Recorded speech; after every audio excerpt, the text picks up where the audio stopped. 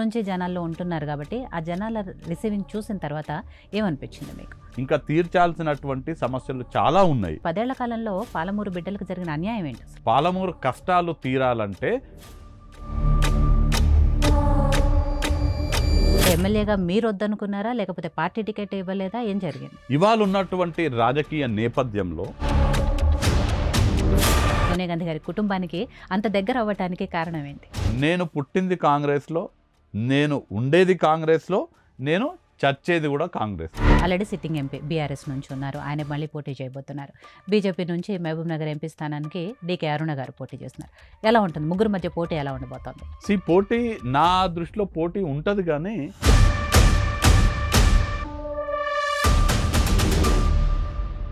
మీకు అను బీజేపీ నుంచి పోటీ చేస్తున్న డీకే అరుణ గారికి మధ్య ఎందుకు అంతగా మాటల యుద్ధం నడుస్తుంది? గతంలో ఇద్దరు కలిసే పనిచేశారు. భవిష్యత్తులో బీఆర్ఎస్ వాళ్ళతో కలిసి పనిచేయొచ్చు, ఆవిడ ఎంఐఎంతో కూడా కలిసి పనిచేయొచ్చు. ఆవిడ పార్టీలు మారుతుంది, చాలా పార్టీలు మారారు, నిలకడలేదు అని చెప్పేసి అన్నారు. నేను పార్టీలు మారే విధానాన్ని కానీ డీకే అరుణ గారి మీద ఇన్ని ఆరోపణలు చేశారు కదా, మరి అప్పుడు టికెట్ ఇవ్వాలని ఎందుకు సిఫారసు చేశారు? ఇప్పుడు మా పార్టీలో డీకే అరుణ గారు ఉన్నప్పుడు మేము పూర్తిగా డీకే అరుణ గారికి మద్దతు ఇచ్చినాము. కాంగ్రెస్ పార్టీ అధికారంలోకి రావటం అనేది బీఆర్ఎస్ మీద వ్యతిరేకతతో వచ్చిందా? రెండు కూడా ఉంటాయి. అప్పుల రాష్ట్రంగా ఉందని, ఖజానా ఖాళీగా ఉందని, లేకపోతే మీరు ఇచ్చిన 100 రోజుల తర్వాత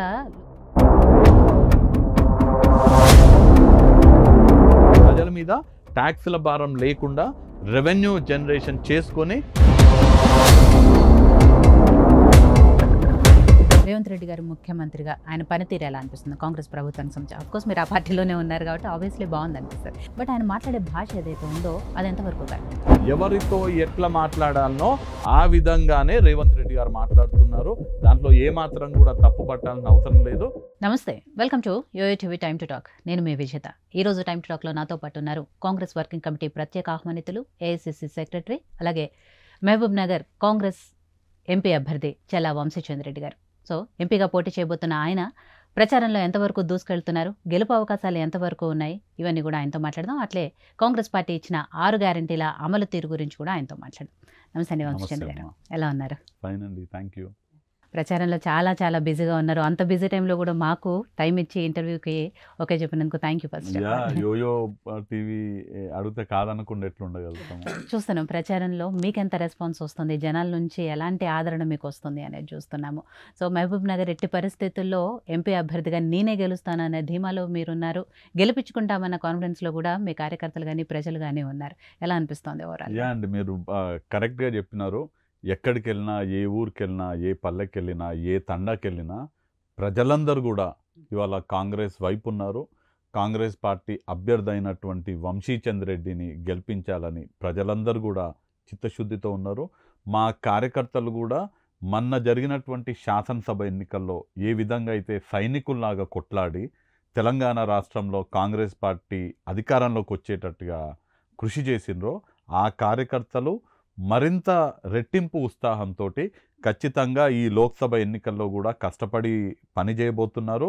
వంశీచంద్రెడ్డిని మహబూబ్ నగర్ లోక్సభ నుంచి అత్యధిక మెజార్టీతో గెలిపించుకోవాలి. ఈ లోక్సభ నియోజకవర్గానికి ఈ ఎన్నికలకు ఇన్ఛార్జ్గా స్వయంగా రాష్ట్ర ముఖ్యమంత్రి పాలమూరు ముద్దుబిడ్డ అయినటువంటి రేవంత్ రెడ్డి గారు ఉన్నారు. రేవంత్ రెడ్డి గారి బలాన్ని ఢిల్లీలో మరింత పెంచడానికి, ఈ ప్రాంతం అభివృద్ధి చెందాలంటే రేవంత్ రెడ్డి గారేమో రాష్ట్రానికి సారథిగా ఉంటారు, వంశీచంద్రెడ్డి ఢిల్లీకి వారధిగా ఉంటాడు. ఇద్దరి కలయికలో ఈ ప్రాంతం అభివృద్ధి చెందుతుంది. ఇక్కడ ఉన్నటువంటి శాసనసభ్యులు కూడా కాంగ్రెస్కి సంబంధించిన వాళ్ళే అన్ని నియోజకవర్గాలలో శాసనసభ్యులుగా ఉన్నారు. వీళ్ళందరూ కలిసి ఒక టీమ్గా ముఖ్యమంత్రి రేవంత్ రెడ్డి గారు, ఎంపీగా గెలిస్తే వంశీచంద్రెడ్డి, ఇక్కడ ఉన్నటువంటి శాసనసభ్యులు అందరు కలిసి ఈ ప్రాంతాన్ని గత దశాబ్ద కాలంగా నిర్లక్ష్యానికి గురైనటువంటి ఈ పాలమూరు ఉమ్మడి జిల్లా, మరి ముఖ్యంగా మహబూబ్ నగర్ లోక్సభ అభివృద్ధి పదంలో నడవాలంటే వంశీచంద్ర రెడ్డి గెలవాలని కష్టపడి పనిచేయడానికి కార్యకర్తలు కూడా చిత్తశుద్ధితో ఉన్నారు. సో నాకు తెలిసి ఆల్మోస్ట్ మీరు చాలా ముందు నుంచే ప్రచారం మొదలుపెట్టారు. సో ఎంపీ టికెట్ మీకే అన్న అనౌన్స్మెంట్ రాకముందు నుంచి మీరు జనాల్లోనే తిరుగుతున్నారు, ప్రచారం స్టార్ట్ చేశారు. అండ్ ఫస్ట్ టికెట్ అనౌన్స్ చేసింది కూడా మీకు సంబంధించిన టికెటే. మహబూబ్ నగర్ సభలోనే ముఖ్యమంత్రి రేవంత్ రెడ్డి గారే అక్కడ సభలోనే అనౌన్స్ చేశారు ఎంపీగా మీరు పోటీ చేయబోతున్నారు అనేది. సో ఆ రోజు నుంచి అంతకు ముందు నుంచి జనాల్లో ఉంటున్నారు కాబట్టి ఆ జనాల రిసీవింగ్ చూసిన తర్వాత ఏమనిపించింది మీకు? నేను రాజకీయాలు దాదాపు 2005, 2006 సంవత్సరాల్లోకి గాంధీ మెడికల్ కాలేజ్లో విద్యార్థిగా విద్యను అభ్యసిస్తున్న నాటి నుంచి రాజకీయాల్లో ఉన్నప్పుడు ఎప్పుడు కూడా ప్రజలతో మమేకమై కార్యకర్తలకు అండగా ఉంటూ రాజకీయాల్లో ఉన్నటువంటి నేపథ్యం నాది. ప్రజలతో మమేకమై ప్రజా సమస్యలని తెలుసుకొని ఆ సమస్యలని పరిష్కరించే దిశగా అడుగులు వేయడం దాదాపు 20 సంవత్సరాల నుంచి అది అలవాటుగా ఉన్నటువంటి పరిస్థితుల్లో మహబూబ్ నగర్లో ఎన్నికల ప్రచారం అని కాదు కానీ ముందు నుంచే అక్కడ ఈ మధ్య రీసెంట్గా పాలమూరు న్యాయయాత్ర పేరుతో అన్ని నియోజకవర్గాలు అన్ని మండలాలు తిరగడం జరిగింది. అక్కడ ఉన్నటువంటి ప్రజలకు ఉన్నటువంటి సమస్యలు తెలుసుకొని అనేక సమస్యలను ఇప్పటికే తీర్చడం జరిగింది. ఇంకా తీర్చాల్సినటువంటి సమస్యలు చాలా ఉన్నాయి.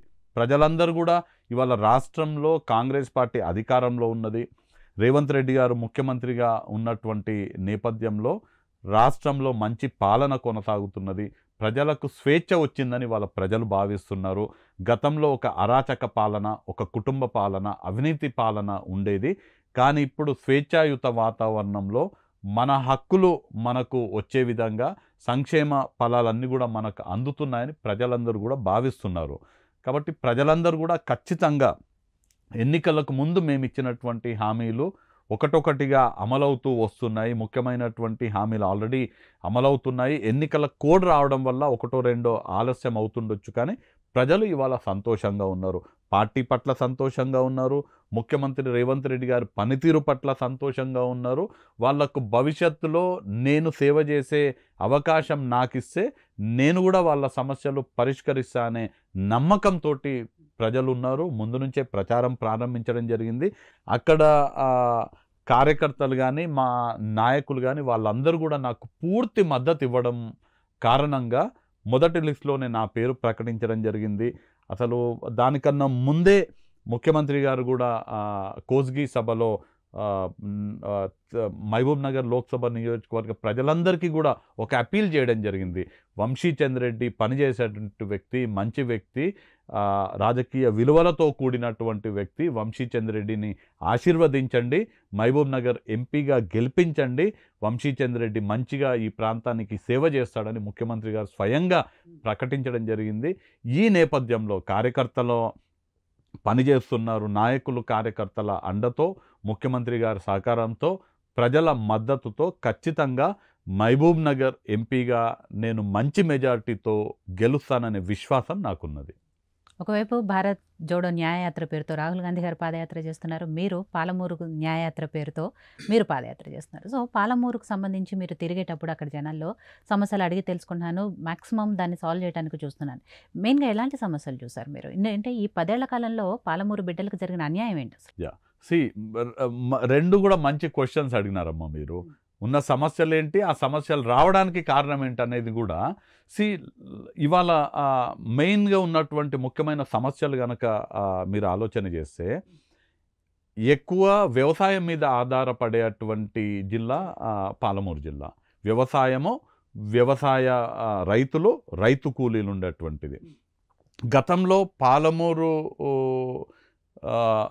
జిల్లా వలసలకు ఎక్కువగా పేరుండేటువంటి దాన్ని దృష్టిలో పెట్టుకొని గతంలో కాంగ్రెస్ పార్టీ అధికారంలో ఉన్నప్పుడు, రాజశేఖర రెడ్డి గారు ముఖ్యమంత్రిగా ఉన్నప్పుడు పాలమూరు కష్టాలు తీరాలంటే పాలమూరు జిల్లాలో ఉన్నటువంటి పొలాలకు కృష్ణమ్మ నీళ్ళు అందిస్తేనే పాలమూరు కష్టాలు తీరుతాయి, రైతాంగం బాగుపడతారు, రైతు కూలీలకు పని దక్కుతుంది, వలసలు ఆపిన వాళ్ళం అవుతామనే ఉద్దేశంతో జలయజ్ఞం పేరుతో ప్రాజెక్టుల నిర్మాణాన్ని రూపకల్పన చేయడం జరిగింది.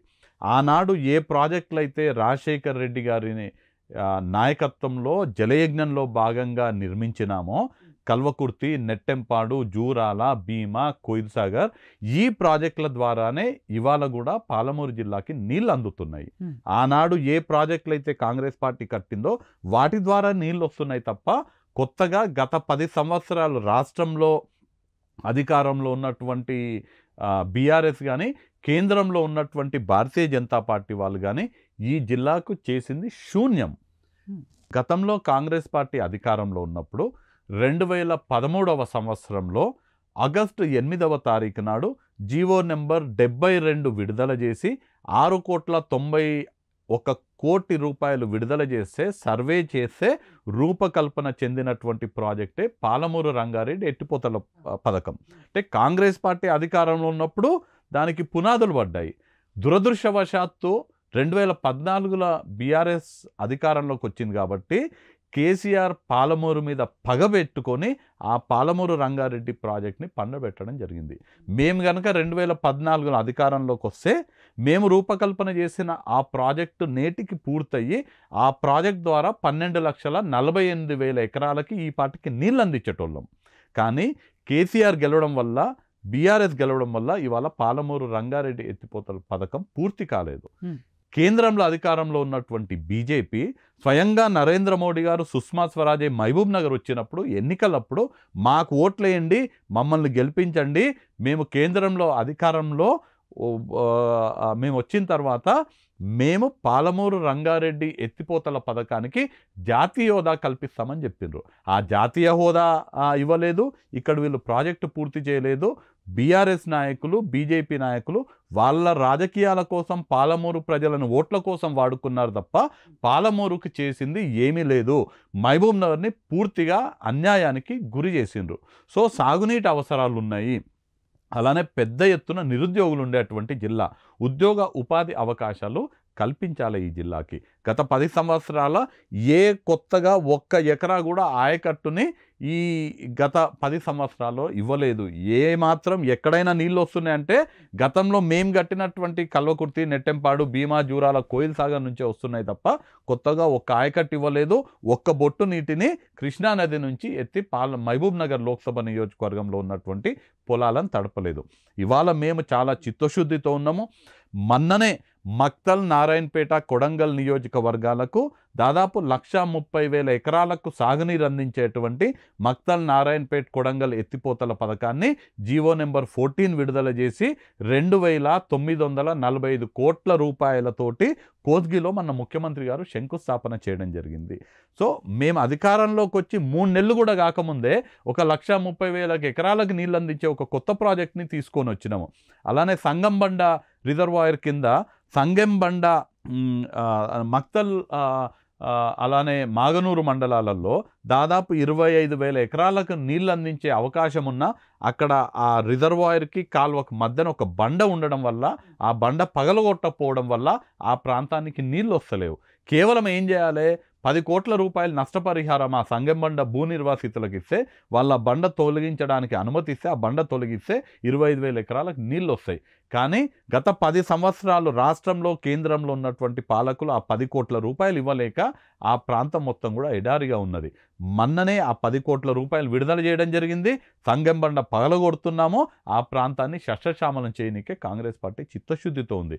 ఇవాళ ఈ రకంగా సాగునీటి సమస్య, నిరుద్యోగ సమస్య తీర్చనికే కాంగ్రెస్ పార్టీ, కాంగ్రెస్ ప్రభుత్వం చాలా చిత్తశుద్ధితో ఉంది.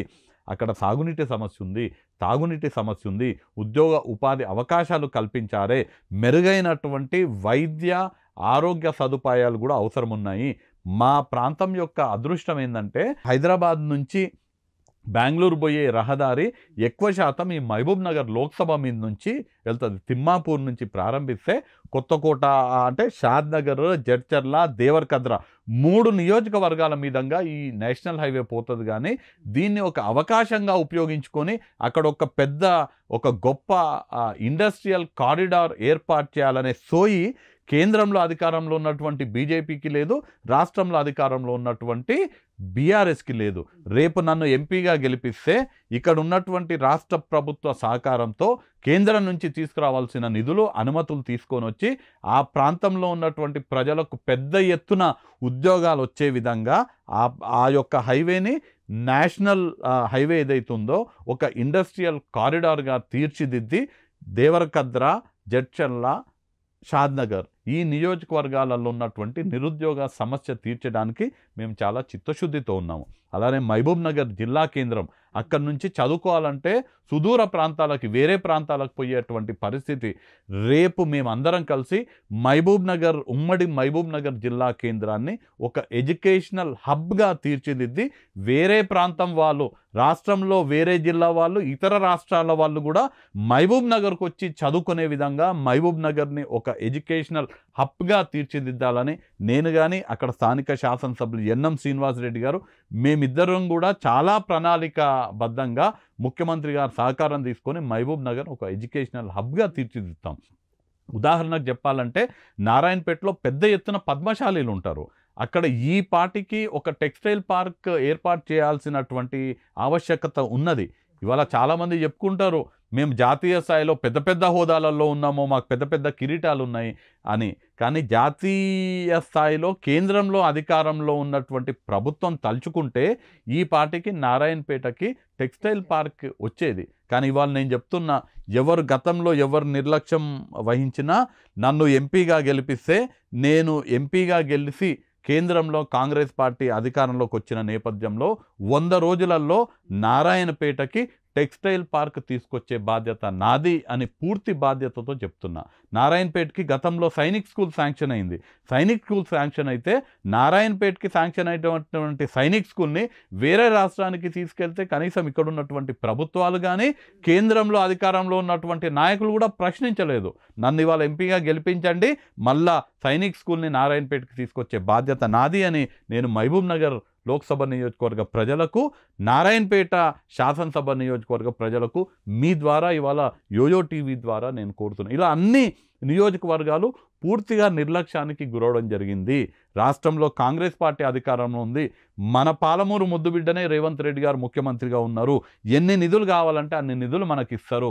ఒకటే, రేపు గెలవబోయే ఎంపీకి చిత్తశుద్ధి ఉండాలి, ప్రాంతానికి సేవ చేయాలని, ప్రజలకు సేవ చేయాలని, అభివృద్ధి సంక్షేమ పథకాలు అందించాలనే చిత్తశుద్ధి ఉండాలి, ఏ ప్రాజెక్టులు తీసుకురావాలనేటువంటి దూరదృష్టి ఉండాలి. ఆ చిత్తశుద్ధి, ఆ దూరదృష్టి ఉన్నటువంటి ఎంపీని కనుక మహబూబ్ నగర్ నియోజకవర్గ ప్రజలు గెలిపించుకుంటే భవిష్యత్తులో మహబూబ్ నగర్ నియోజకవర్గం, లోక్సభ నియోజకవర్గం కూడా అన్ని విధాలుగా అభివృద్ధి పదంలోకి నడుస్తుంది. కాబట్టి నన్ను గతంలో నేను చేసినటువంటి పనిని చూసి, నా పనితనాన్ని చూసి, నేను గతంలో కల్వకుర్తి శాసనసభ్యునిగా ఉన్నప్పుడు అధికారంలో లేకుంటే కూడా ప్రతిపక్షంలో ఉండి కూడా ప్రభుత్వం మెడలు వంచి కల్వకుర్తి ఎత్తిపోతల పథకం ద్వారా కల్వకుర్తికి సాగునీళ్లు తీసుకుపోవడం జరిగింది. ప్రజల సంక్షేమం కోసం పాటుపడతానని మహబూబ్ నగర్ లోక్సభ నియోజకవర్గ ప్రజలందరికీ కూడా పూర్తి విశ్వాసాన్ని అందిస్తూ, హామీ ఇస్తూ, నా గుర్తైనటువంటి చేతి గుర్తం మీద ఓటేసి నన్ను ఎంపీగా గెలిపించడని మీ ద్వారా నేను మహబూబ్ నగర్ లోక్సభ నియోజకవర్గ ప్రజలను కోరుతున్నాను. సో మీరు ఇందాక చెప్పారు, కల్వకుర్తి ఎమ్మెల్యేగా ఉన్నప్పుడు ప్రభుత్వానికి వ్యతిరేకంగా ప్రతిపక్షంలో ఉండి కూడా అసెంబ్లీలో కొట్లాడి నియోజకవర్గానికి రావాల్సినవన్నీ కూడా మ్యాక్సిమం చేశాను అని. అలాంటి వంశీచంద్రెడ్డి ఎందుకు ఈసారి ఎమ్మెల్యే ఎలక్షన్స్లో పోటీ చేయలేదు? అంటే ఎమ్మెల్యేగా మీరు వద్దనుకున్నారా, లేకపోతే పార్టీ టికెట్ ఇవ్వలేదా, ఏం జరిగింది? నేను 2014 నుంచి కల్వకుర్తి శాసనసభ్యుగా ఉన్న తర్వాత 2019లో మహబూబ్ నగర్ నుంచి లోక్సభకు పోటీ చేయడం జరిగింది. ఇవాళ ఉన్నటువంటి రాజకీయ నేపథ్యంలో, భారతదేశం ఉన్నటువంటి పరిస్థితుల్లో రాహుల్ గాంధీ గారు దేశ ప్రజల కోసం పాటుపడుతున్నారు.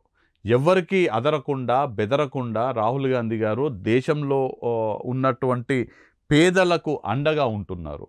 దేశంలో నిత్యావసరాల వస్తువుల ధరలు పెరుగుతున్నాయి, పెట్రోల్ డీజిల్ ధరలు పెరుగుతున్నాయి. రైతులకు వ్యతిరేకంగా ఈనాడు కేంద్రంలో ఉన్నటువంటి ప్రభుత్వం నిర్ణయాలు తీసుకుంటున్నది.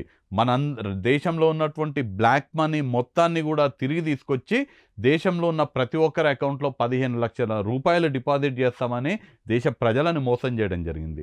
నిరుద్యోగులని మేము అధికారంలోకి వస్తే ప్రతి సంవత్సరం 2 కోట్ల ఉద్యోగాలని భర్తీ చేస్తామని చెప్పినటువంటి కేంద్రంలో అధికారంలో ఉన్నటువంటి భారతీయ జనతా పార్టీ ఇవాళ పూర్తిగా నిరుద్యోగులని విస్మరించి ఆ నిరుద్యోగ సమస్య అత్యంత అంటే దేశ చరిత్రలోనే అత్యంత పర్సెంటేజ్ అన్ఎంప్లాయ్మెంట్ పర్సెంటేజ్ ఎక్కువ ఉండేటట్టుగా ఇవాళ కారకులైనారు.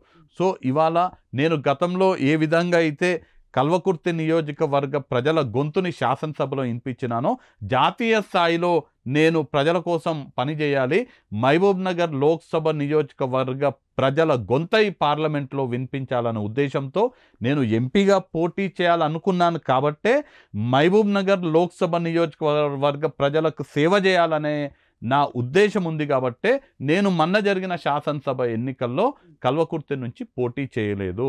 పార్టీ నన్ను కల్వకుర్తి నుంచి పోటీ చేయమంటే కూడా నేను చాలా స్పష్టంగా చెప్పడం జరిగింది, నాకు పార్లమెంట్లో రాహుల్ గాంధీకి అండగా ఉండాలని నా ఆలోచన ఉంది. నేను రాహుల్ గాంధీ గారికి అండగా లోక్సభలో పార్టీ తరపున ప్రాతినిధ్యం వహించాలని నాకు ఉంది. కాబట్టి నాకు లోక్సభ నుంచి అవకాశం ఇవ్వండి, శాసనసభ నుంచి ఇంకెవరినైనా పోటీ చేయిద్దామనే నా కోరిక మేరకు పార్టీ ఆ నిర్ణయం తీసుకొని కల్వకుర్తిలో కసిరెడ్డి నారాయణ రెడ్డి గారిని పార్టీ నిర్ణయిస్తే వారిని మేము గెలిపించుకోవడం జరిగింది అక్కడ.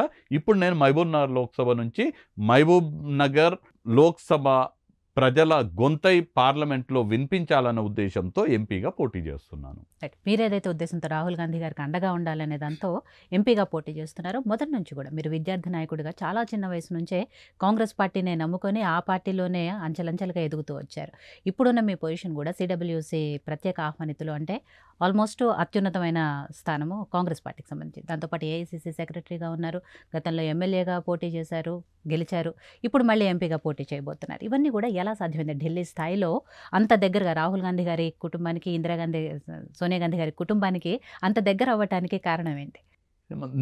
నన్ను కనుక ఈ ప్రశ్న అడిగితే నేను చెప్పే కారణం ఏంటంటే, మనలో నిజాయితీ ఉంటే, మనలో చిత్తశుద్ధి ఉంటే, మనలో కమిట్మెంట్ ఉంటే ఆదినాయకత్వం మనల్ని గుర్తిస్తుంది.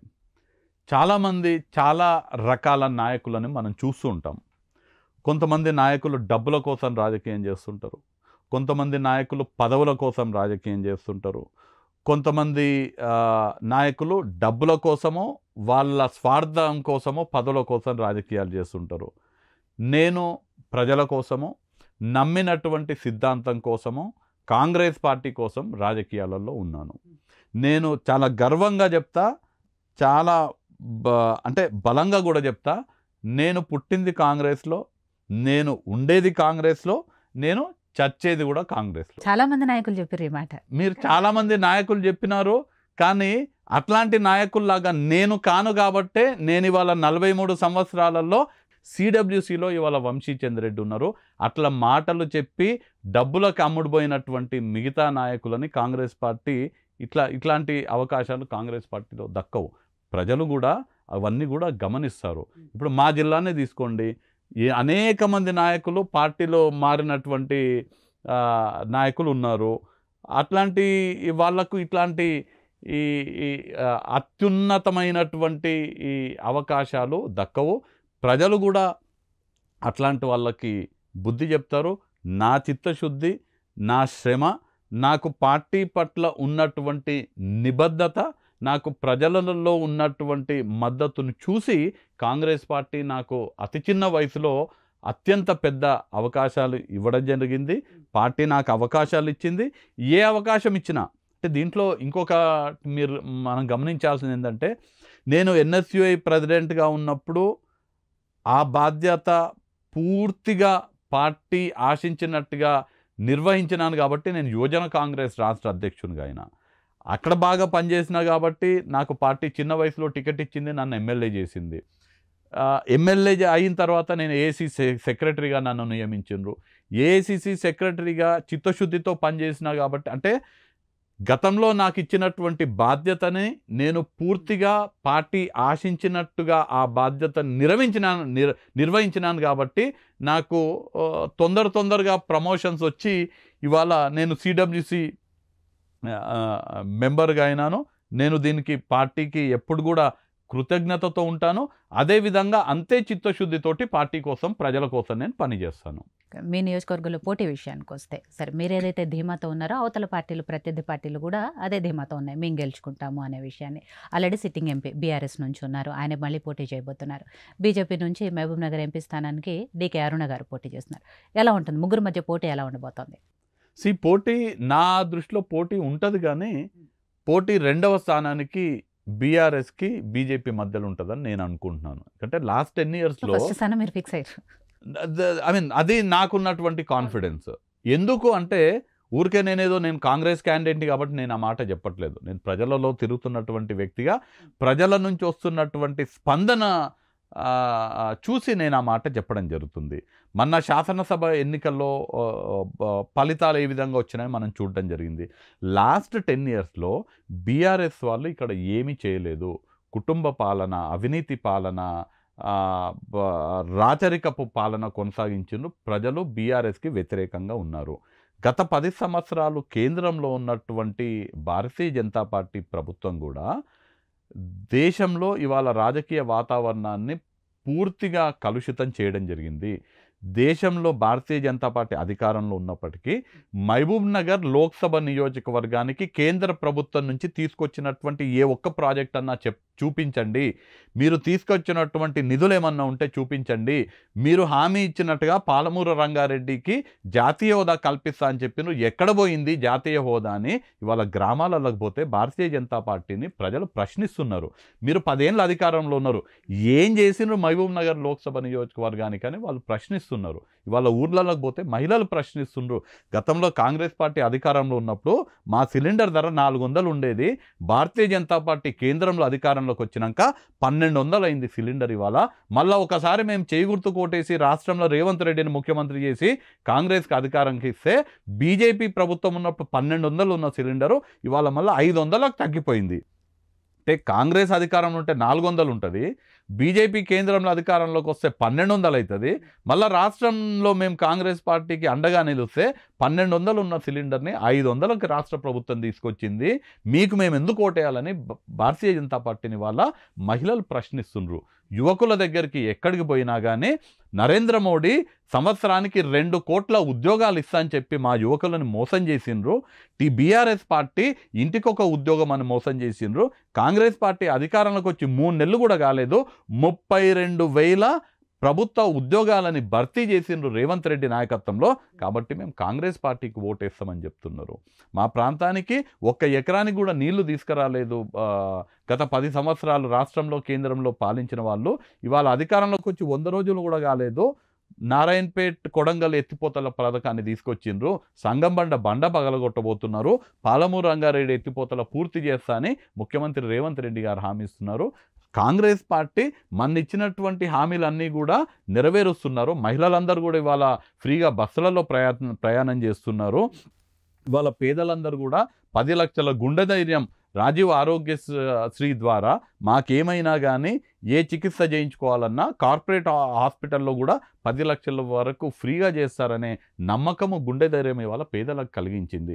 ఇల్లు లేని నిరుపేదలకు అందరికి కూడా 5 లక్షలతోటి ఇందిరమ్మ ఇల్లు కట్టించేటువంటి బాధ్యత ఇవాళ కాంగ్రెస్ పార్టీ తీసుకుంటుంది. నేను ఇందాక అన్నట్టుగా 500లకు సిలిండర్లు ఇస్తున్నాము. మహిళలందరికీ కూడా పెన్షన్లు ఇవ్వబోతున్నాం. మహిళలకు 2,500 రూపాయల పెన్షన్, తర్వాత వృద్ధులకు వితంతువులకు ప్రతి నెల 4,000 రూపాయల పెన్షన్, రైతులకి అందరికి కూడా రైతు రుణమాఫీ చేయనీకే 2 లక్షల రైతుల రుణమాఫీ చేయనీకే కాంగ్రెస్ ప్రభుత్వం చిత్తశుద్ధిగా ఉంది. 200 యూనిట్ల లోపు విద్యుత్తుని వినియోగించుకునే ప్రతి పేదలకు ఫ్రీగా విద్యుత్ ఇచ్చేటువంటి కార్యక్రమం కాంగ్రెస్ ప్రభుత్వంలో నడుస్తుంది. గతంలో బీఆర్ఎస్ ఏం చేయలేదు, బీజేపీ మమ్మల్ని మోసం చేసింది, కాంగ్రెస్ ప్రభుత్వం అండగా ఉంటుంది, అభివృద్ధి పదంలోకి రాష్ట్రాన్ని నడిపిస్తుంది, సంక్షేమ పథకాలు అందరికి కూడా అందే విధంగా చేస్తుంది. మేము ఖచ్చితంగా కాంగ్రెస్ పార్టీకి అండగా ఉంటాము. మరీ ముఖ్యంగా మా జిల్లా వ్యక్తి రేవంత్ రెడ్డి గారు ఇవాళ ముఖ్యమంత్రిగా ఉన్నారు. మా జిల్లాకు ఇవాళ పెద్ద ఎత్తున అభివృద్ధి పథకాలు వచ్చేటువంటి పరిస్థితి ఉన్నది. 1000 కోట్లలో ఇవాళ నిధులు మహబూబ్ నగర్కి తీసుకురావచ్చు. మా వ్యక్తి అయినటువంటి మా బిడ్డ రేవంత్ రెడ్డి గారి బలాన్ని ఢిల్లీలో పెంచాలంటే మేము మా ఎంపీని అత్యధిక మెజార్టీతో గెలిపించాలని ఇవాళ మహబూబ్ నగర్ ప్రజలు చిత్తశుద్ధితో ఉన్నారు. ఖచ్చితంగా మంచి మెజార్టీతో కాంగ్రెస్ పార్టీ అభ్యర్థి అయినటువంటి వంశీచంద్ రెడ్డిని మహబూబ్ నగర్ లోక్సభ ప్రజలు గెలిపిస్తారు. మీకు బీజేపీ నుంచి పోటీ చేస్తున్న డీకే అరుణ గారికి మధ్య ఎందుకు అంతగా మాటల యుద్ధం నడుస్తుంది? గతంలో ఇద్దరు కలిసే పనిచేశారు, ఇద్దరు కలిసి కాంగ్రెస్ పార్టీలో ఉన్నారు. బట్ ఇక్కడ పార్టీలు మారేటప్పటికి అంటే ఓన్లీ రాజకీయ పరంగా చేసుకుంటున్న విమర్శల, వ్యక్తిగతంగా ఒకళ్ళ మీద ఒకళ్ళు కక్ష సాధింపు, పగలాంటివి ఏమైనా జరుగుతున్నాయి? ఏం జరుగుతుంది? దీంట్లో రాజకీయాలలో నా ఉద్దేశంలో పగలు ప్రతీకారాలు రాజకీయాలలో ఉండకూడదని భావించేటువంటి వ్యక్తిని నేను. ఇప్పుడు డీకే అరుణ గారు నాతో మేము కలిసి పనిచేసినామంటే అవును, వారు కాంగ్రెస్ పార్టీలో ఉన్నప్పుడు కలిసి పనిచేసినాము. నాతోనే కాదు, వారు తెలుగుదేశం వాళ్ళతో కలిసి పనిచేసినారు, సమాజ్వాదీ పార్టీ వాళ్ళతో కలిసి పనిచేసినారు, కాంగ్రెస్ వాళ్ళతో కలిసి పనిచేసినారు, ఇప్పుడు ఆవిడ బీజేపీ వాళ్ళతో కలిసి పనిచేస్తున్నారు. భవిష్యత్తులో బీఆర్ఎస్ వాళ్ళతో కలిసి పనిచేయొచ్చు, ఆవిడ ఎంఐఎంతో కూడా కలిసి పనిచేయొచ్చు. మళ్ళీ కాంగ్రెస్ పార్టీ మళ్ళీ మీరు అన్నది నిజంగానే మళ్ళీ కాంగ్రెస్ పార్టీ దేశంలో భారతీయ జనతా పార్టీ రేపు ఎలక్షన్లో ఓడిపోయి, రేపు కేంద్రంలో ఎట్లా ఓడిపోతారు, కేంద్రంలో భారతీయ జనతా పార్టీ అధికారంలోకి రాని పక్షంలో ఖచ్చితంగా డీకే అరుణ మళ్ళీ కాంగ్రెస్ పార్టీకి రానికే ప్రయత్నం చేస్తుంది. కాంగ్రెస్ పార్టీ తలుపులు తట్టే ప్రయత్నం ఖచ్చితంగా డీకే అరుణ చేస్తుంది. ఎందుకంటే 2000 కాంగ్రెస్ పార్టీ అధికారంలో ఉన్నప్పుడు కాంగ్రెస్ పార్టీలో ఉన్నారు ఆవిడ. కాంగ్రెస్ పార్టీ అధికారంలో 2014 అధికారంలో నుంచి పోయిన తర్వాత ఆవిడ 2014 ఎమ్మెల్యే అయినరు. మళ్ళీ 19లో కాంగ్రెస్ పార్టీ అధికారంలోకి వస్తే నేను మంత్రి అవుతానేమో అనేటువంటి ఆశతో 14 నుంచి 19 వరకు కాంగ్రెస్లో ఉన్నారు. ఉండి తమ్ముడిని బీఆర్ఎస్లోకి పంపించేసింది. నువ్వు అటు పో, అక్కడ ఏమన్నా ఉంటే నువ్వు చూసుకో, ఈ కాంగ్రెస్ వస్తే నేనుంటా, బీఆర్ఎస్లో నువ్వు ఉంటావని తమ్ముడినేమో బీఆర్ఎస్కి పంపించేసింది. 19లో ఎప్పుడైతే కాంగ్రెస్ అధికారంలో రాష్ట్రంలో కేంద్రంలో రాలేదని స్పష్టత వచ్చినాక ఇక ప్రతిపక్షంలో ఉండడం ఆమె వల్ల కాలేదు. మా కాంగ్రెస్ పార్టీ నుంచి ఎంపీగా పోటీ చేయమంటే నాకు 15 కోట్లు ఇస్తే పోటీ చేస్తా అని చెప్పడం జరిగింది. మాకు ఆ రోజు ఆ అవకాశం లేనప్పుడు ఇమీడియట్గా భారతీయ జనతా పార్టీకి పోయింది. రేపు భారతీయ జనతా పార్టీ ఓడిపోయి కాంగ్రెస్ పార్టీ రాష్ట్రంలో అధికారంలో ఉంది, కేంద్రంలో అధికారంలోకి రాబోతుంది.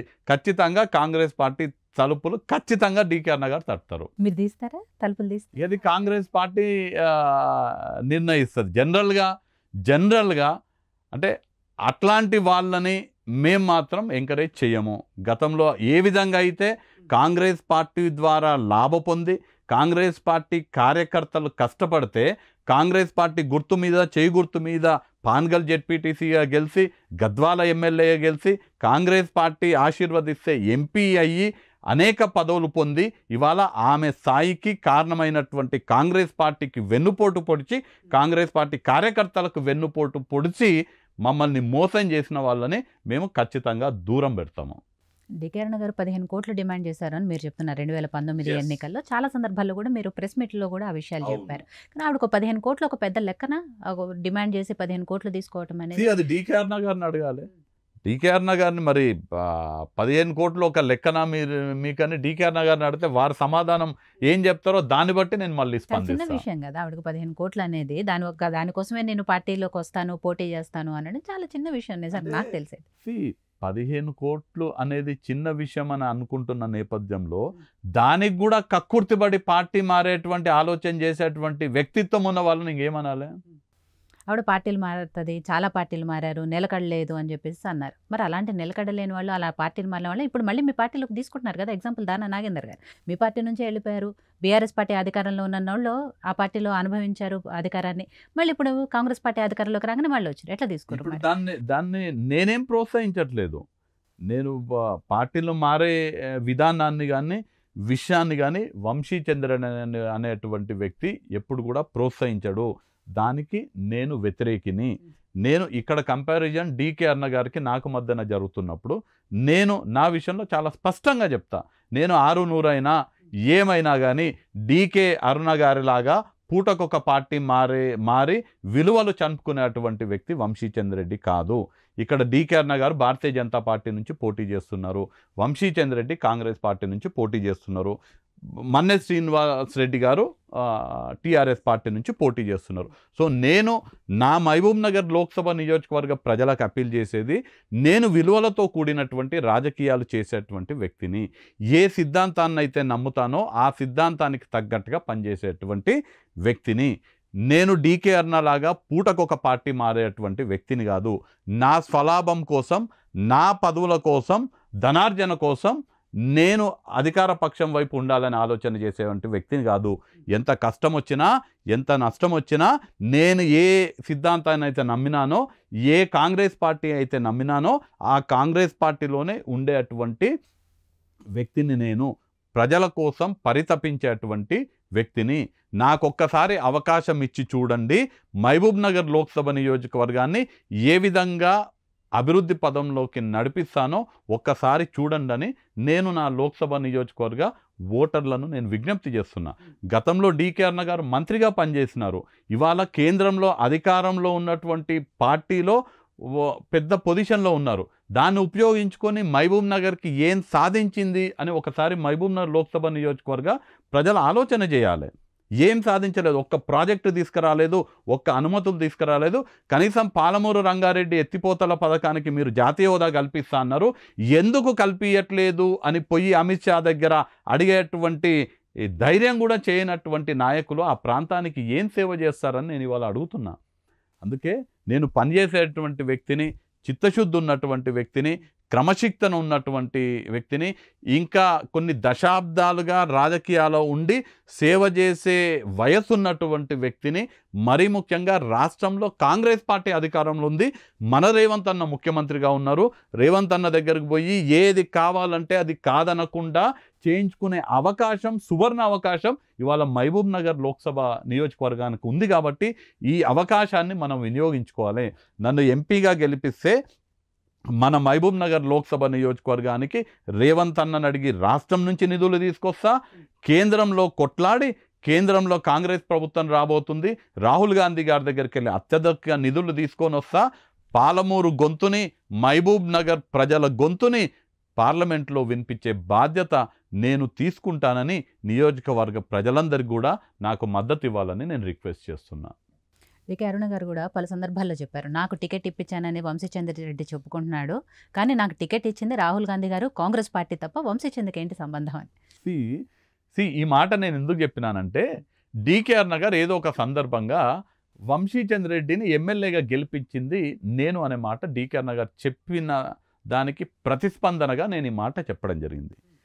డీకే అరుణ వంశీచంద్ర రెడ్డిని ఎమ్మెల్యేగా గెలిపించింది లేదు, గెలిపించే స్థాయి డీకే అరుణకు లేదు. కల్వకుర్తి ఎక్కడనో, గద్వాల ఎక్కడనో, కల్వకుర్తికి డీకే అరుణకు అసలు సంబంధమే లేదు. నన్ను గెలిపించింది నా కల్వకుర్తి కార్యకర్తల కష్టం, కల్వకుర్తి ప్రజలు ఆశీర్వదిస్తే నేను కల్వకుర్తి ఎమ్మెల్యే అయినా.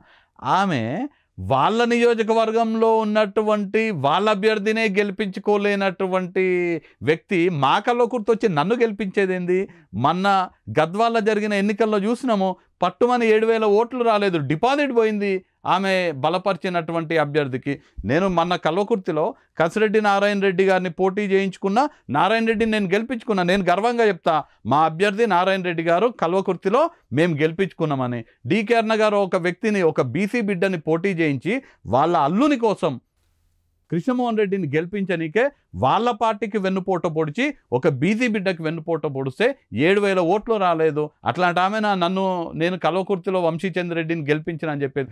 వాస్తవానికి 2014లో కూడా ఎట్లయితే ఇవాళ మొన్న జరిగిన శాసనసభ ఎన్నికల్లో వాళ్ళ బీజేపీ గద్వాల అభ్యర్థికి వెన్నుపోటు పొడిచి ఓటమికి కారణమైందో, ఎట్లయితే మక్తల్లో ఉన్నటువంటి బీజేపీ అభ్యర్థికి వెన్నుపోటు పొడిచి వాళ్ళ తమ్ముడికి మద్దతు ఇచ్చిందో, అట్లా కాంగ్రెస్లో ఉండి కూడా 2014లో వంశీచంద్ర రెడ్డి ఓడిపోవాలని నాకు వ్యతిరేకంగా కుట్రలు చేసింది 2014లో.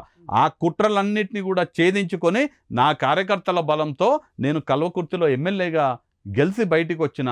లేకపోతే ఆమె కుట్రలు నన్ను ఓడగొట్టనీకే 14లో కూడా కుట్రలు చేసింది. మొన్న ఎట్లయితే బీజేపీలో మక్తల్ తర్వాత గద్వాల, ఆమె ఏ పార్టీలో ఉంటే ఆ పార్టీలో ఉన్నటువంటి వాళ్ళ పార్టీ సొంత పార్టీలో ఉన్నటువంటి నాయకులు వాళ్ళని ఓడగొట్టనీకే కుట్రలు చేసే అటువంటి నేపథ్యము ఆ అలవాటు ఉన్నటువంటి వ్యక్తి డీకే అరుణ గారు. అంటే వాళ్ళు ఆ పార్టీలో ఎందుకు ఉంచుకుంటారు, ఎందుకు జాతీయ ఉపాధ్యక్షురాలని చేస్తారు? ఇప్పుడు అదే కదా భారతీయ జనతా పార్టీకి నేను దీనికి సంబంధించి భారతీయ జనతా పార్టీకి సంబంధించి గద్వాల వెళ్ళండి, మీరు గద్వాల ఎవరినైనా అడగండి, మొన్న జరిగిన శాసనసభ ఎన్నికల్లో డీకే అరుణ గారు భారతీయ జనతా పార్టీకి అభ్యర్థికి బలోపేతం చేసిండ్రా, వాళ్ళ అల్లుడైనటువంటి కృష్ణమోహన్ రెడ్డికి మద్దతు ఇచ్చిండ్రా, గద్వాల్లో అడగండి ఏం చెప్తారో చూడండి. మక్తల్ పోయి అడగండి, మక్తల్లో బీజేపీ అభ్యర్థి అయినటువంటి జలంధర్ రెడ్డి వైపు ఉన్నదా డీకే అరుణ, లేదంటే అక్కడ బీఆర్ఎస్ నుంచి పోటీ చేసిన వాళ్ళ తమ్ముడైనటువంటి రామ్మోహన్ రెడ్డి వైపు ఉందా అని అడగండి, ప్రజలే చెప్తారు. ప్రజలు ఏం చెప్తారో ప్రజలు చెప్పిందే వినండి. నిజంగానే ఒకవేళ క్షుణ్ణంగా ఆలోచన చేస్తే వాళ్ళే చెప్తారు, మేము మా రాజ్యము గద్వాల మా బలం ఉంది, మా కుటుంబానికి మాకు డీకే అరుణ పేరు మీదనే 30-40 వేల ఓట్లు ఉన్నాయి గద్వాల అని చెప్తారు వాళ్ళు. నిజంగా డీకే అరుణ పేరు మీద 30-40 వేల ఓట్లుంటే మరి బీజేపీ అభ్యర్థికి 7,000 ఎందుకు వచ్చినాయి? ఎక్కడ పోయినా 30-40 వేల ఓట్లు బీజేపీ అభ్యర్థికి 7,000 వచ్చినాయంటే ఐదర్ గద్వాల డీకే అరుణ గారికి బలమన్నా లేకుండా ఉండాలి, లేదంటే ఆ బలాన్ని బీజేపీ కోసం కాకుండా వాళ్ళ అల్లుడికి ఉపయోగం చేసి ఉండాలి. సో ఇవన్నీ కూడా రాజకీయాలలో విలువలు లేనటువంటి వ్యక్తులు చేసేటువంటి ఈ వ్యవహారాలు ఇవన్నీ కూడా. అండ్ నేను ఇప్పుడు కూడా చెప్తున్నా, డీకే అరుణ గారికి టికెట్ ఇప్పించింది ఎస్ వంశీచంద్రెడ్డియే. 2009లో నేను ప్రదేశ్ ఎలక్షన్ కమిటీ సభ్యునిగా ఉన్నాను, 2014లో వంశీచంద్రెడ్డి ప్రదేశ్ ఎలక్షన్ కమిటీ సభ్యులుగా ఉన్నారు, 2009 ఈ 2 ఎన్నికలప్పుడు కూడా టెక్నికల్గా ఎవరికి టికెట్ ఇవ్వాలని నిర్ణయించేది ప్రదేశ్ ఎలక్షన్ కమిటీలో. నేను 2009లో 2014లో ప్రదేశ్ ఎలక్షన్ కమిటీ సభ్యునిగా ఉండి డీకే అరుణ పేరు సిఫారసు చేస్తేనే డీకే అరుణకు కాంగ్రెస్ పార్టీలో టికెట్ వచ్చింది. చాలా స్పష్టతతోటి ఈ విషయాన్ని నేను చెప్తున్నాను. డీకే అరుణ గారి మీద ఇన్ని ఆరోపణలు చేశారు కదా, మరి అప్పుడు టికెట్ ఇవ్వాలని ఎందుకు సిఫారసు చేశారు? అప్పుడు మీ పార్టీలో ఉన్నప్పుడు మంచిదైందా, పక్క పార్టీలోకి వెళ్ళేటప్పటికి కాదు? ఇప్పుడు మా పార్టీలో డీకే అరుణ గారు ఉన్నప్పుడు మేము పూర్తిగా డీకే అరుణ గారికి మద్దతు ఇచ్చినాము. మేము వాళ్ళ లెక్క కాదు, ఒక పార్టీలో ఉండి మా పార్టీలో ఉన్న వాళ్ళకి నష్టం చేసే విధంగా, మా పార్టీలో వాళ్ళకు మోసం చేసే విధంగా వ్యవహరించే వాళ్ళం కాదు. మేము మా పార్టీలో ఉంటే మా పార్టీ వాళ్ళకు మేము అండగా ఉంటాము. మా పార్టీలో ఎవరైతే ఉన్నారో వాళ్లకు వెన్నుపోటు పొడిచి వేరే పార్టీలో వాళ్లకు మద్దతు ఇచ్చేటువంటి మనస్తత్వం వంశీచంద్రెడ్డి కాదు. అట్లాంటి కుటిల రాజకీయాలు డీకే అరుణ చేస్తుంది, కానీ వంశీచంద్రెడ్డి ఎప్పుడు కూడా అట్లాంటి కుటిల రాజకీయాలు చేయరు. నేను కాంగ్రెస్ పార్టీ బిడ్డను, ఈ 3 రంగులను నమ్ముకున్నటువంటి వ్యక్తిని. ఎప్పుడు కూడా చేయి గుర్తు మీదనే పోటీ చేస్తా. నేను ఎప్పుడు కూడా చెయ్యి గుర్తు మీద ఎవరైతే పోటీ చేస్తారో వాళ్లకు మద్దతుగా నేను ఉంటాను, కానీ నేను చేయి గుర్తులో ఉండి ఇంకొక గుర్తుకు మద్దతు ఇచ్చుడు, నేను ఒక పార్టీలో ఉండి ఇంకొక పార్టీ మద్దతు ఇచ్చే అటువంటి కుసంస్కార కుటిలమైనటువంటి రాజకీయాలు, డీకే అరుణ లాంటి బంగ్లా రాజకీయాలు వంశీచంద్రెడ్డి ఎప్పుడు కూడా చేయడనే విషయాన్ని ప్రజలకు తెలుసు. నేను మళ్ళీ కూడా ఒకసారి ఆ విషయాన్ని చాలా స్పష్టతతో చెప్తున్నా. మీ పార్టీ కాంగ్రెస్ పార్టీ విషయానికి, అలాగే కాంగ్రెస్ పార్టీ ప్రభుత్వానికి సంబంధించిన విషయానికి వస్తే, సరే మీరు ఇచ్చిన హామీలు ఎంతవరకు అమలు చేశారు ఏంటి అవి మాట్లాడుకునే ముందు అసలు అధికారంలోకి రావటం విధానం గురించి మాట్లాడదాం. కాంగ్రెస్ పార్టీ అధికారంలోకి రావటం అనేది బీఆర్ఎస్ మీద వ్యతిరేకతతో వచ్చిందా, కాంగ్రెస్ పార్టీ మీద ప్రేమ నమ్మకంతో వచ్చింది? రెండు కూడా ఉంటాయి. బీఆర్ఎస్ గతంలో ఎట్లా పరిపాలించిందో చూడడం జరిగింది. ప్రజలు బీఆర్ఎస్ పార్టీకి బుద్ధి చెప్పాలని అనుకున్నారు. బీఆర్ఎస్ పార్టీకి బుద్ధి చెప్పాలని అనుకున్నటువంటి తరుణంలో సోనియా గాంధీ గారు, మల్లికార్జున్ ఖార్గే గారు, రాహుల్ గాంధీ గారు తుగ్గుడలో ఒక భారీ బహిరంగ సభ ఏర్పాటు చేసినటువంటి పరిస్థితుల్లో ఆ రోజు తెలంగాణ రాష్ట్ర ప్రజలకు మీరు మాకు అధికారం ఇవ్వండి, మేము మీకు ఈ 6 గ్యారెంటీలు ఇస్తున్నామని 6 గ్యారెంటీలు ఇవ్వడం జరిగింది. ప్రజలు మమ్మల్ని విశ్వసించారు. ఏదన్నా మాట చెప్తే మాట మీద ఉండేటువంటి పార్టీ కాంగ్రెస్ పార్టీ అని ప్రజలకు తెలుసు. గతంలో అందరూ వ్యతిరేకించిన రాజశేఖర రెడ్డి గారు ఒక హామీ ఇచ్చిండ్రు ఆంధ్ర రాష్ట్ర ప్రజలకు, మేము అధికారంలోకి వస్తే మీకు ఉచిత విద్యుత్ ఇస్తామని రైతులకు అందరికి హామీ ఇచ్చిండ్రు. కాంగ్రెస్ పార్టీ అధికారంలోకి వచ్చినప్పుడు 2004వ సంవత్సరంలో ఎల్బీ స్టేడియంలో ప్రమాణ స్వీకారం చేసినప్పుడు రాజశేఖర రెడ్డి గారు మొదటి సంతకం రైతులకి ఉచిత విద్యుత్ ఫైల్ పైన సంతకం పెట్టడం జరిగింది. సోనియమ్మ తెలంగాణ రాష్ట్రాన్ని ఇస్తానని హామీ ఇచ్చిండ్రు. ఆంధ్ర రాష్ట్ర రాష్ట్రాల్లో నష్టపోయినా, ఎంపీ సీట్లు మాకు తగ్గినా ఇచ్చిన మాట కట్టుబడి ఉండి తెలంగాణ రాష్ట్రాన్ని సోనియమ్మ ఇచ్చిండ్రు. అది కాంగ్రెస్ పార్టీ యొక్క చిత్తశుద్ధి. మాట ఇస్తే మాట తప్పనటువంటి పార్టీ కాంగ్రెస్ పార్టీ, మాట ఇస్తే మడమ తిప్పనటువంటి నేత సోనియమ్మ. కాబట్టి సోనియా గాంధీ ఇచ్చినటువంటి మాటని నమ్మి కాంగ్రెస్ పార్టీ అధికారంలోకి వస్తే ఖచ్చితంగా ఈ 6 గ్యారెంటీలు అమలు అవుతాయనే నమ్మకంతో మాకు ఓట్లేసి మమ్మల్ని గెలిపించిండ్రు.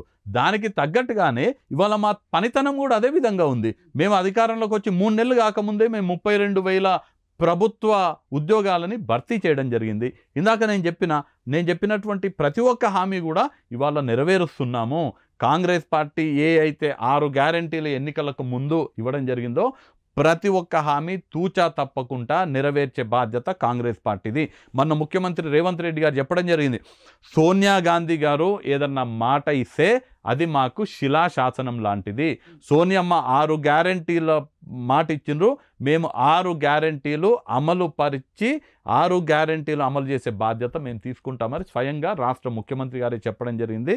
కాబట్టి కాంగ్రెస్ పార్టీని నమ్మి, కాంగ్రెస్ పార్టీ మీద విశ్వాసంతో కాంగ్రెస్ రాష్ట్ర ప్రజలు కాంగ్రెస్ పార్టీని అధికార పీఠంపై కూర్చోబెట్టిను. మేము మంచి పాలన అందిస్తాము, సుపరిపాలన అందిస్తాము.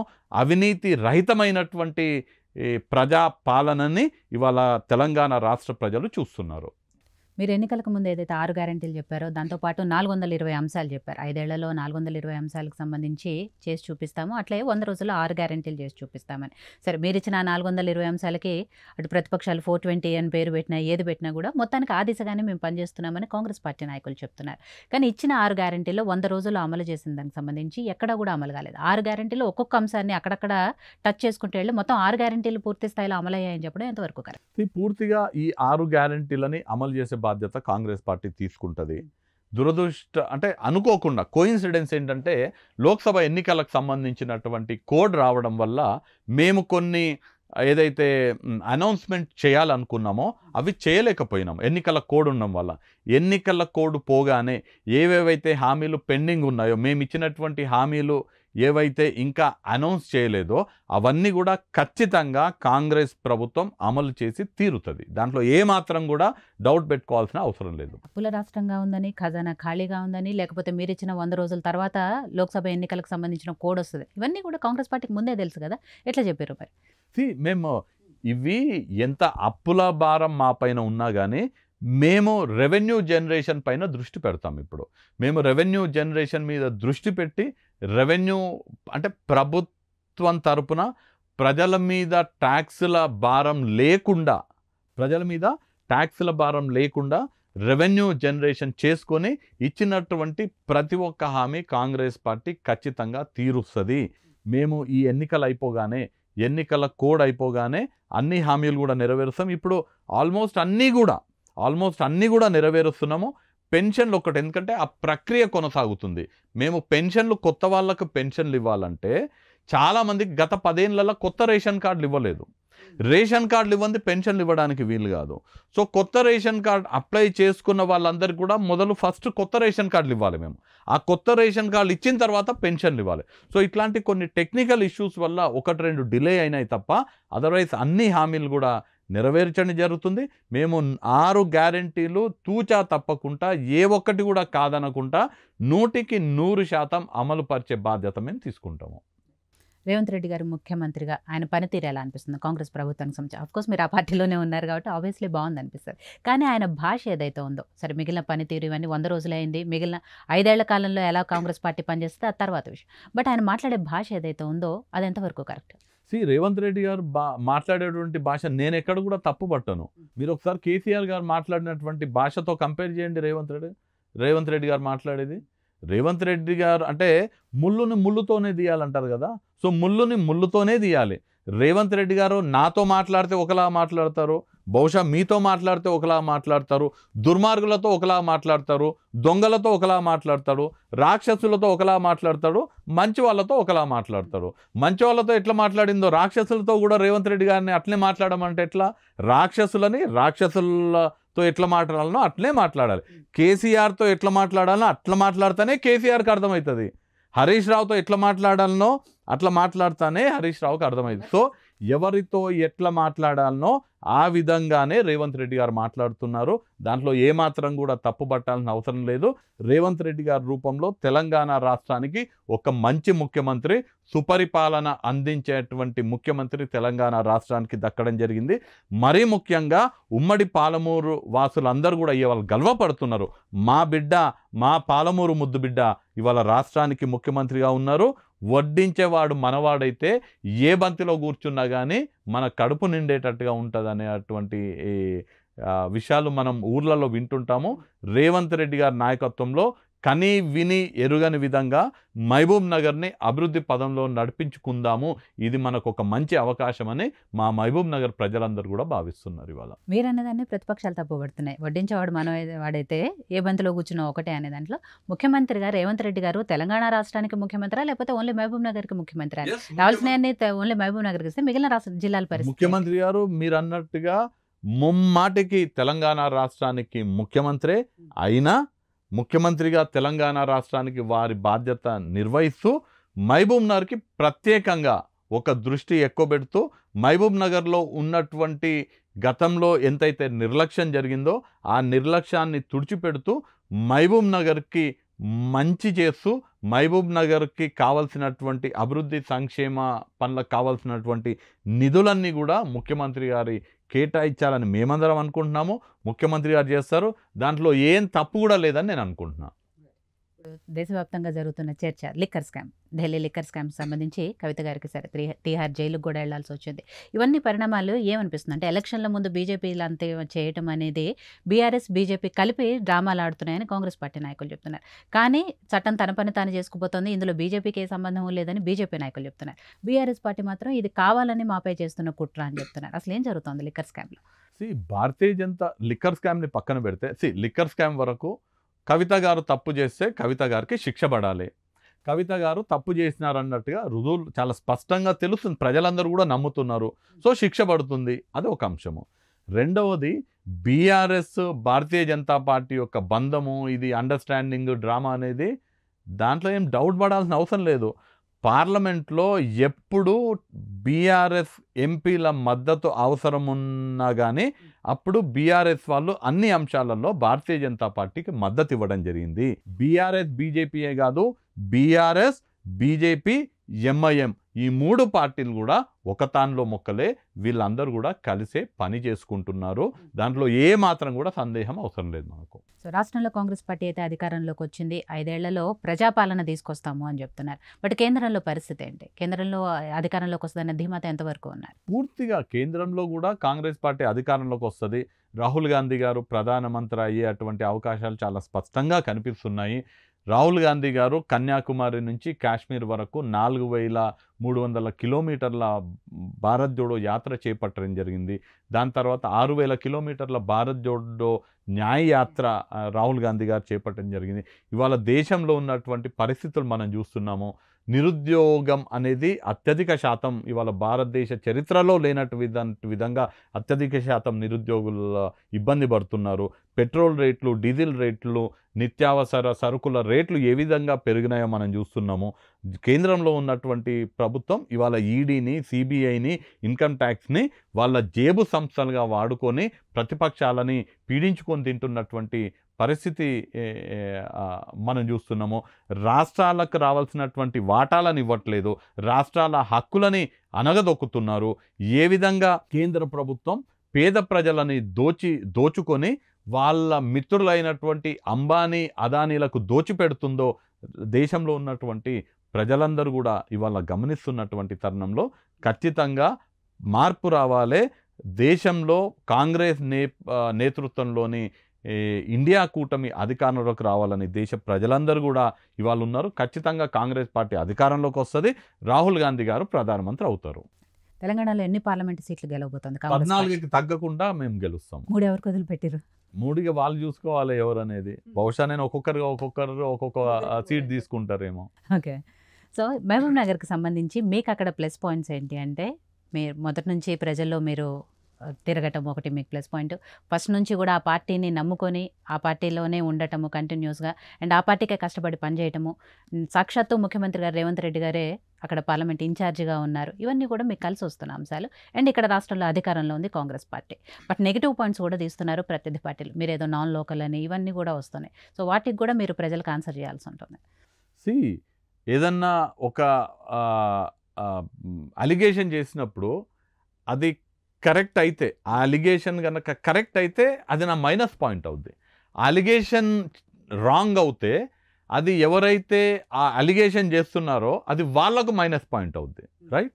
సో ఇప్పుడు ఈ నాన్ లోకల్ అనేది ఆ అలిగేషన్లో దమ్ము లేదు కాబట్టి అది నాకు మైనస్ పాయింట్ కాదు.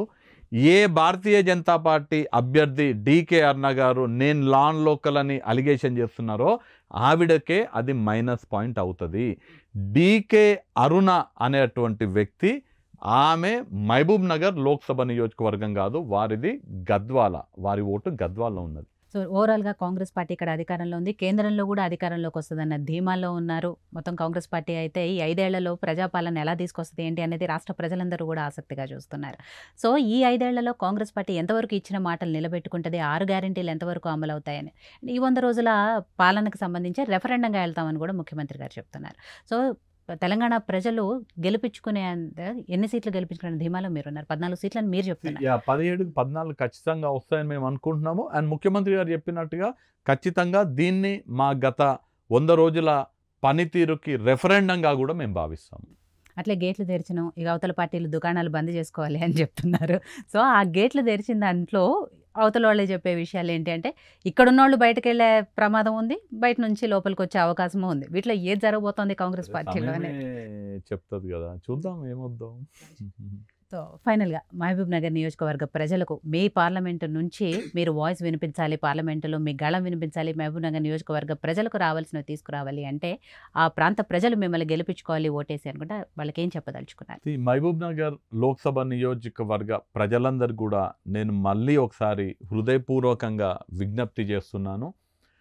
నా మచ్చలేని రాజకీయ ప్రస్థానాన్ని చూసి, గతంలో నా పనితనాన్ని చూసి, రాష్ట్రంలో కాంగ్రెస్ పార్టీ అధికారంలో ఉంది, మన పాలమూరు ముద్దుబిడ్డ రేవంత్ రెడ్డి గారు ముఖ్యమంత్రిగా ఉన్నారు, కాంగ్రెస్ పార్టీ శాసనసభ్యులు ఉన్నారు మహబూబ్ నగర్ లోక్సభ నియోజకవర్గంలో.